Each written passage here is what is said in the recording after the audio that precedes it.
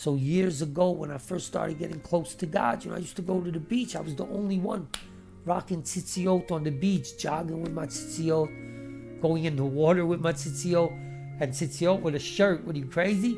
Shirt and a tzitziot, yo. So there was this Russian old lady that I'd never seen before. So she saw me with the tzitziot and she called me over because she wanted some kosher places to go to in the area. So we started to talk.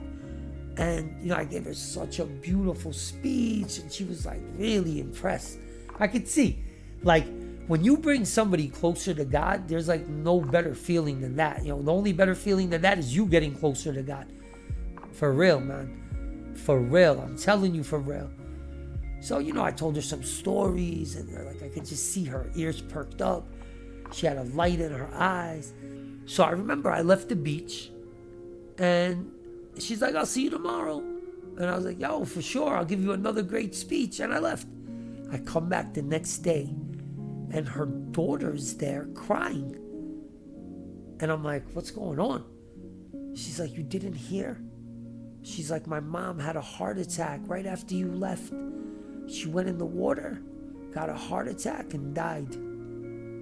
I said, no way, yo. No way. And I remember I started thinking about this lady, yo. She was such a cute lady, Russian lady, very sweet, adorable, like very warm, like my Aunt Vivi, but just not religious. But I remember she was excited, telling me how she was going to buy kosher food, and she never eats kosher. And I told her secrets about the kosher with the blood and how it goes in the soul. You don't want to contaminate the blood, so you're eating oysters and, non-kosher pizza all day. Your blood is going to be contaminated. The message is not going to get through. You're going to become mitumtam, spiritually dumb.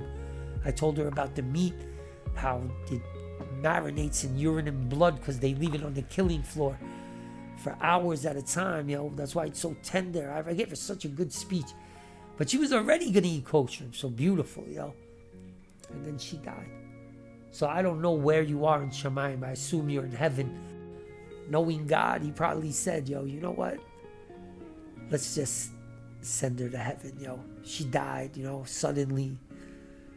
The death can atone for the sins. And she was like trying to eat kosher. And remember, she never ate kosher. But she did. You know why?